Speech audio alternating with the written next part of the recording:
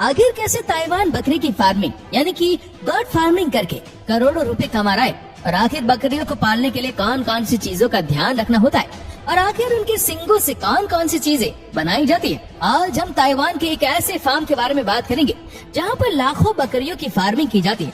ये इतना बड़ा फार्म है कि वर्तमान में यहाँ लगभग 1500 से भी ज्यादा कर्मचारी कार्य करते हैं, जिनका काम बकरियों की देखभाल से लेकर दूध निकालना और अन्य चीजें तैयार करना है।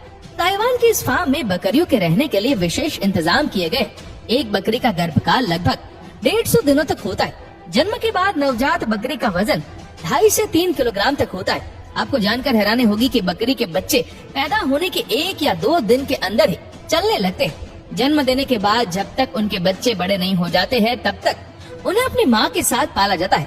नवजात बकरी का मुख्य भोजन माँ का दूध ही होता है। जब तक नवजात बकरी दूध देने के लिए तैयार नहीं होती है, तब तक फार्म्स में इनकी अच्छे से देखभाल की जाती है। जब किसी नए फार्म्स में बकरियों को रखा जाता है, तब वहाँ पर सबसे पहले इनकी बीमारियों की जांच होती है। तमाम प्रोसेस के बाद बकरियों को दूध देने के लिए ट्रेनिंग दी जाती है।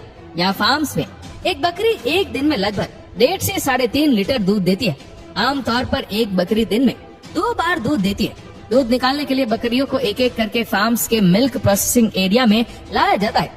फिर पंप की मदद से दूध को निकालकर मशीनों में स्टोर करते हैं। बकरी का दूध निकालने के लिए यहाँ खास किस्म की मिल्किंग टेक्नोलॉजी का इस्तेमाल किया जाता है। यहाँ लगभग एक दिन में 5 लाख लीटर बकरियों के दूध का उत्पादन होता है। इसके 1 लीटर दूध के लिए 100 से 300 रुपए के आसपास चुकाने होते हैं। जब यहाँ बकरी से दूध निकालने का कार्य पूरा हो जाता है, तो बकरियों को वापस बाहर छोड़ दिया जाता है। दूध निकालने के बाद बकरी के दूध से यहाँ तमाम डेयरी प्रोडक्ट्स बनाए जाते हैं। बकरी के दूध का उपयोग पनीर, दही, चीज और आइसक्रीम बनाने में किया जाता है।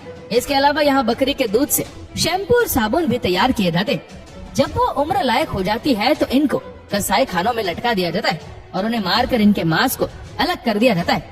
बकरियों के जरूरी अंगों के हिसाब से इसके मीट को पैक करके मार्केट में रवाना कर दिया जाता है। और इसके अलावा बकरी के खाल यानी कि जो चमड़ा होता है, उसे अच्छे से साफ करके लग्जरी गुड्स बनाने वाले कंपनी को बेच दिया जाता है। फिर वो बड़ी बड़ी कंपनियां बकरी के चमड़े का उपयोग ढोलक, तबला, ढपली, पर्स, जैकेट और बेल्ट बनाने में करती है।